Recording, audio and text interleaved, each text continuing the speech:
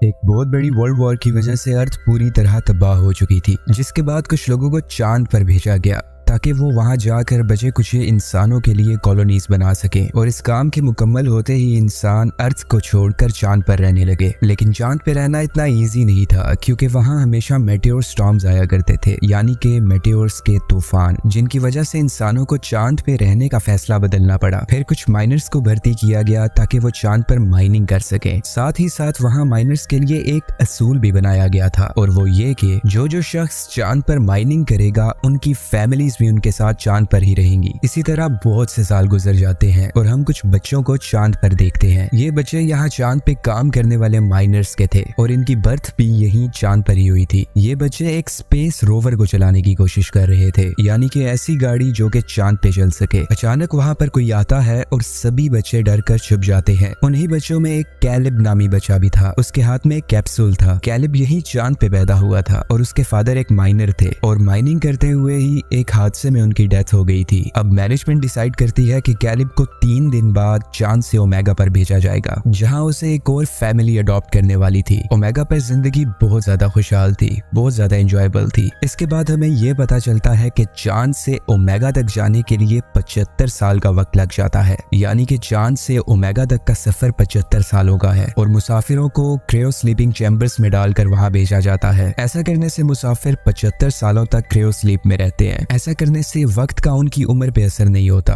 यानी कि cryo sleep की वजह से उनकी उम्र बढ़ती नहीं है, उनकी एज ज्यादा नहीं होती, और मुसाफिर पूरे 75 साल तक इस चैम्बर में सोए रहते हैं। कैलिब भी ये बात जानता था कि चांद से ओमेगा तक का सफर 75 ईयर्स लंबा है, और वो चांद से नहीं जाना चाहता था, क्योंकि यहाँ पे उसके दोस्त रहा करते थे और वो अपने दोस्तों से दूर नहीं जाना चाहता था। फिर उसे एक ओल्ड लेडी बताती है कि अगले दिन चांद पे मेटेओर स्टॉर्म आने वाला है, यानी कि मेटेओर्स का तूफान आने वाला है, जिसके फौरन बाद तुम्हें ओमेगा के लिए अपना सफर शुरू करना होगा। कैलिब अपने डैड को बहुत ज्यादा मिस कर रहा था। वो उन सब यादों को याद कर रहा था जब वो चांद की बेस की छत पे जाकर अपने डैड के साथ वक्त गुजारा करता था। तब उसके डैड ने उसे एक बात बताई थी। उन्होंने बताया कि चांद के उस पार एक खतरनाक चीज के टकराने की वजह से वहाँ एक क्रेटर, यानी कि एक गड्ढा बन गया। तुम अपनी जिंदगी में कभी उस पार लाजमी जाना और उस क्रेटर को देखना। लेकिन मैनेजमेंट की तरफ से चांद के उस पार जाना किसी को भी अलाउ नहीं था, और जो कैप्सूल हमने कैलिब के हाथ में देखा था वो उसे एक गार्ड ने दिया था, जिसको वो कैप्सूल कैलिब के फादर की एशिस में से मिला था। इसके बाद हम देखते हैं कि कैलिब के पास उसके 3 फ्रेंड्स आते हैं। वो भी बहुत ज्यादा उदास थे, क्योंकि कल कैलिब यहाँ से जाने वाला था। उनमें से एक लड़के का नाम डेलन था, जिसको कैलिब के फादर की उस विश के बारे में पता था। वो उसे कहता है कि क्यों ना यहाँ से जाने से पहले हम उस पार चलें और उस क्रेटर को देखें। ऐसा करने से तुम्हारे फादर की विश भी पूरी हो जाएगी और हमें कुछ नया देखने को मिलेगा। लेकिन वहाँ जाना इतना ईजी नहीं था, इतना आसान नहीं था। अब इन्हें वहाँ जाने के लिए जिन जिन चीजों की जरूरत थी वो उन्हें इकट्ठा करने लगते हैं, और फिर लास्ट में उन्हें यहाँ से बाहर जाने के लिए कोड की जरूरत थी। डेलन कहता है कि यहाँ पे एक लड़की रहती है जिसका नाम एडिसन है। एडिसन की बर्थ चांद पे नहीं हुई थी,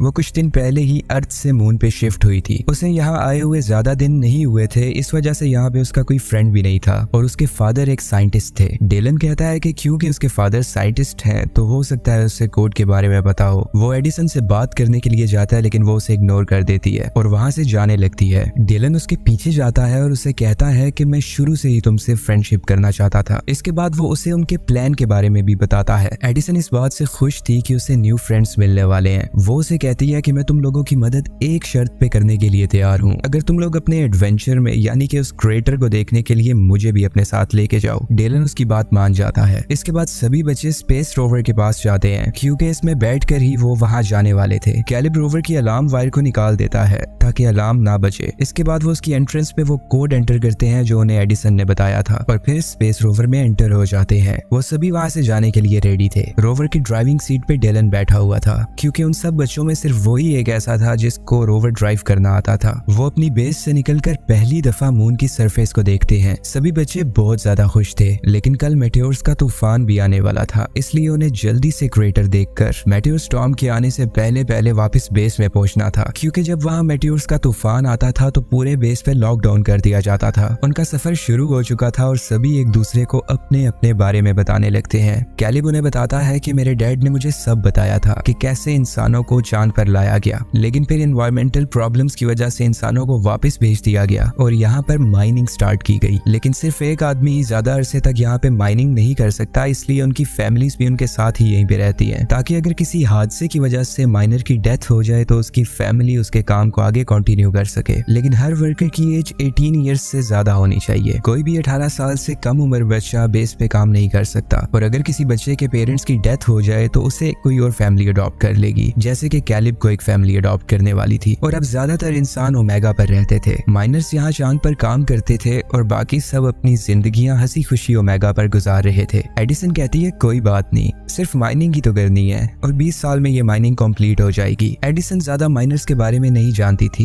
क्योंकि वो एक साइंटिस्ट की बेटी थी। अब डेलन उसे बताता है कि अगर किसी इंसान की माइनिंग करते हुए डेथ हो जाए तो उसके बेटे को उसके रिमेनिंग साल पूरे करने होते हैं, यानी कि अगर किसी माइनर की 10 साल बाद डेथ हो जाए तो अगले 10 साल उसके बेटे को पूरे करने होंगे। अब ये सुनकर एडिसन थोड़ी हैरान हो चुकी थी क्योंकि उसे पहले इस बात के बारे में नहीं पता था। अब वो एक ऐसे पॉइंट पे पहुंच चुके थे जहाँ से आगे का सफर उन्हें पैदल तय करना था। सभी बच्चे अपने अपने स्पेस सूट्स पहनने लगते हैं क्योंकि अब उन्हें रोवर से बाहर निकलना होगा। लेकिन एडिसन का स्पेस सूट सब बच्चों से डिफरेंट था। वो रोवर से बाहर निकलते हैं और मून की सरफेस पे बड़ी बड़ी जंप्स लगाने लगते हैं। ऐसा इसलिए हो रहा था क्योंकि मून की ग्रेविटेशनल फोर्स कम होती है और ये सब करने में उन्हें बहुत ज्यादा मजा आ रहा था। इसके बाद एडिसन वहाँ खड़े हुए प्लेनेट अर्थ को देखती है, जिसे देखकर वो थोड़ी उदास हो जाती है क्योंकि यहाँ आने से पहले वो अर्थ पे ही रहा करती थी। उसे अर्थ को देखकर वहाँ पर अपनी गुजारी हुई जिंदगी याद आने लगी थी। इसके बाद वो देखती है कि कैलिब, डेलन और बाकी के बच्चे अपने सूट्स के ऑक्सीजन टैंक्स की मदद से वहाँ उड़ रहे थे और काफी इंजॉय कर रहे थे। ऐसा करने से पहले उन्होंने खुद को रस्सी की मदद से स्पेस रोवर के साथ बांध लिया था ताकि वो उड़ते हुए स्पेस में ज्यादा दूर तक न चले जाएं। एडिसन उन्हें ऐसा करते हुए देख के रोकती है। वो उन्हें कहती है कि ऐसा मत करो, ये तुम लोगों के लिए खतरनाक हो सकता है, लेकिन वो लोग उसकी बात नहीं सुनते। अब जब उनका एक और फ्रेंड उड़ने की कोशिश करता है तो ऑक्सीजन प्रेशर की वजह से रस्सी पे झटका लगने की वजह से उसकी रस्सी टूट जाती है और वो स्पेस में बहुत ज्यादा ऊंचा उड़ने लगता है। ये देखते ही उसे बचाने के लिए उसके बाकी के फ्रेंड्स ऑक्सीजन टैंक्स की मदद से उसके पीछे जाते हैं और बड़ी मुश्किल से उसे पकड़कर मून की सरफेस पे वापस ले आते हैं। लेकिन ये सब करने की वजह से उनके ऑक्सीजन टैंक्स ऑलमोस्ट खाली हो चुके थे और अब उनके पास इतनी ऑक्सीजन भी नहीं बची थी कि वो जाकर क्रेटर को देख सके। वो सब बहुत बुरी तरह वहाँ फंस चुके थे। अचानक कैलिब को उसके एक पुराने दोस्त की बताई हुई बात याद आती है, जिसने उसे बताया था कि यहाँ करीब में ही एक आउटपोस्ट है। कैलिब उन्हें कहता है कि हमें वहाँ पे जाना चाहिए, हो सकता है कि हमें वहाँ पे जाकर ऑक्सीजन मिल जाए। उसकी ये बात सुनकर उनका वहाँ एक छोटा दोस्त कहता है कि मैं वहाँ पे नहीं जाऊंगा, मैंने सुना था कि वहाँ पे भूत रहते हैं और मुझे भूतों से बहुत ज्यादा डर लगता है। अब उसकी ये बात सुनकर डेलन उसका मजाक उड़ाने लगता है, जिसकी वजह से दोनों ही आपस में लड़ने लगते हैं। अब कैलिब जोर से चिल्लाते हुए उन्हें कहता है कि इतना थोड़ा वक्त रह गया है हमारे पास, क्या तुम लोग इसी तरह लड़के से बर्बाद करना चाहते हो? कैलिब की ये बात सुनकर दोनों एक दूसरे से दोस्ती कर लेते हैं। फिर थोड़ी ही देर में वो सब उस आउटपोस्ट तक पहुंच जाते हैं। वहाँ पे बहुत ज्यादा अंधेरा था और वहाँ उन्हें इंसानों के शेडोज भी नजर आते हैं, जिनको देखने की वजह से वो सब थोड़ा डर गए थे। फिर जब वो लाइट्स ऑन करते हैं तो उन्हें इस बात का पता चलता है कि वो शेडोज इंसानों के नहीं बल्कि यहाँ पे पड़े हुए स्टैचूज के थे और ये जगह कोई एक आउटपोस्ट नहीं थी बल्कि एक घर का मॉडल था। ये मॉडल इसलिए बनाया गया था कि अगर इंसान चांद पे रहते तो ऐसे घर में रहते। इस घर में उन्हें थोड़े बहुत खाने के साथ साथ थोड़ी ऑक्सीजन भी मिल जाती है। अब क्योंकि रात हो गई थी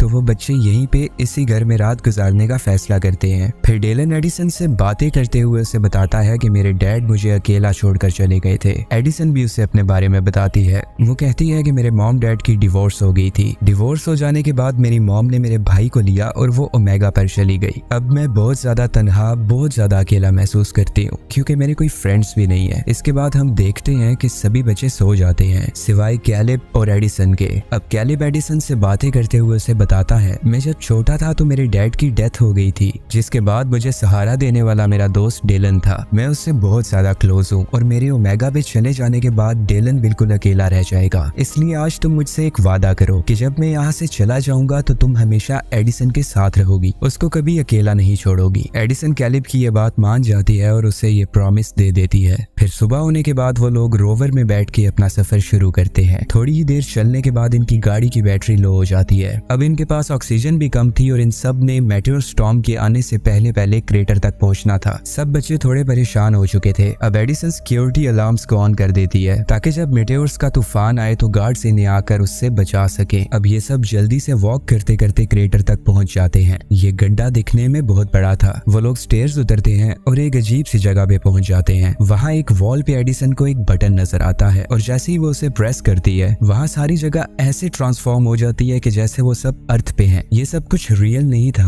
लेकिन ये बच्चे इसे बहुत ज्यादा पसंद कर रहे थे। फिर कैलेब वहाँ पे एक स्टोन हटाता है जिसके नीचे उसे अपने मॉम डैड की पिक्चर और उनकी एशेस मिलती है। कैलेब ने इस फोटो में अपनी मॉम को फर्स्ट टाइम देखा था। इसे देखने के बाद कैलेब ये बात समझ जाता है कि उसके डैड क्यों चाहते थे कि वो यहाँ इस क्रेटर तक आए, क्योंकि आज से पहले कैलेब ने अपनी मॉम को नहीं देखा हुआ था। वो बहुत छोटा था जब उनकी डेथ हो गई थी। कैलेब ये देखकर बहुत ज्यादा इमोशनल हो जाता है। अब डेलन उसे कहता है कि ये हसीन मौके जिंदगी में किसी किसी को मिलते हैं, तुम इसे गवाओ मत। यहाँ पे हर इंसान चाहता है कि 20 साल माइनिंग करने के बाद वो ओमेगा पर जाएगा। कुछ ही लोग होते हैं जिनकी सोच अलग होती है, जैसे कि तुम्हारे डैड। और फिर कैलेब को यहाँ ये बात भी पता चलती है कि उसके डैड की डेथ किसी एक्सीडेंट की वजह से नहीं हुई थी, बल्कि उन्होंने अपनी जान खुद दी थी ताकि उनके मरने के बाद कैलेब ओमेगा पे जा सके और एक अच्छी जिंदगी गुजार सके। इस बात को बेस के सभी लोग जानते थे सिवाय कैलेब के। डेलन उसे कहता है कि तुम्हारे डैड ने जिस मकसद के लिए इतनी बड़ी कुर्बानी दी है उसे यूं बेकार मत करो, बल्कि अपने डैड के इस गिफ्ट को एक्सेप्ट करो। उन्होंने अपनी जिंदगी गवाकर तुम्हें ये तोहफा दिया है ताकि तुम अपनी जिंदगी हंसी खुशी जी सको। इसके बाद हम देखते हैं कि उनकी एक फ्रेंड की तबीयत खराब हो जाती है। वो जल्दी से उसे उठाते हैं और रोवर की तरफ भागते हैं। अब वो सब रोवर तक पहुंचते इससे पहले ही मेटेओर्स की बारिश होने लगती है। वो अपने दोस्त को पकड़े हुए और मेटेओर्स से बचते हुए रोवर की तरफ बढ़ रहे थे। एडिसन इन मेटेओर्स से बचते बचते अपने फ्रेंड से अलग हो गई थी। अब जब कैलेब और डेलन देखते हैं कि वो उनके साथ नहीं है तो वो उसे बचाने के लिए उसे ढूंढने लगते हैं। एडिसन के हेलमेट पे क्रैक आ जाने की वजह से वो बेहोश हो चुकी थी। कैलेब और डेलन उसे ढूंढ लेते हैं और फिर उसे उठाकर रोवर तक ले आते हैं। अब वो सब रोवर के अंदर थे जिसकी विंडोज तूफान की वजह से टूट गई थी। उनके पास ऑक्सीजन भी बहुत कम थी। उनके पास अब कोई चॉइस नहीं बची थी, इसलिए वो सब रोवर में बैठे अपनी मौत का वेट करने लगते हैं। लेकिन उन्हें एक बात की खुशी थी कि अगर मरेंगे तो सब साथ मरेंगे। 1 बाय 1 सभी बच्चे बेहोश हो जाते हैं। इसके बाद सीन कट होता है और हम कुछ साल आगे की कहानी देखते हैं। हम कैलेब को देखते हैं जो कि ओमेगा पे पहुंच जाता है। उसे यहाँ आए हुए पूरे 75 साल गुजर चुके थे, लेकिन क्रायो स्लीप की वजह से वो अभी भी यंग था, यानी कि उसकी उम्र उतनी ही थी। वो नींद से जागता है और खुद को यहाँ देखकर हैरान होने लगता है। उसे अपने दोस्तों के बारे में जानना था कि आखिर उनका क्या हुआ। तभी एक नर्स उसके पास आती है और उसे एक डिवाइस आकर देती है। इस डिवाइस में उसके फ्रेंड्स के मैसेजेस रिकॉर्ड थे, जिन्हें सुनने के बाद उसे पता चलता है कि जिस दिन वो एक्सीडेंट हुआ था उसके बाद उन सबको बचा लिया गया था और अब वो काफी बड़े हो चुके थे। उसके एक दोस्त ने अपनी बेसबॉल टीम स्टार्ट कर दी थी और जैसा कि एडिसन ने उससे वादा किया था इसलिए उसने डेलन से शादी कर ली थी और वो दोनों खुशी खुशी अपनी जिंदगी गुजार रहे थे। अपने दोस्तों के ये मैसेजेस सुनकर, उनकी जिंदगियों के बारे में जानकर, उनकी बढ़ती उम्र के बारे में जानकर कैलेब बहुत ज्यादा खुशी महसूस कर रहा था। लेकिन एक दुख उसे अभी भी था कि उसने अपने दोस्तों की जिंदगी के 75 साल वेस्ट कर दिए, यानी कि वो 75 साल अपने दोस्तों के साथ नहीं गुजार सका। इसके बाद वहाँ एक फैमिली आकर उसे अडॉप्ट कर लेती है। कैलेब ओमेगा पे एडिसन के भाई से भी मिलता है। जैसा कि एडिसन ने उसे बताया था कि उसकी मॉम डिवोर्स के बाद उसके भाई को लेके ओमेगा पे आ गई थी। इसी के साथ मूवी का एंड हो जाता है।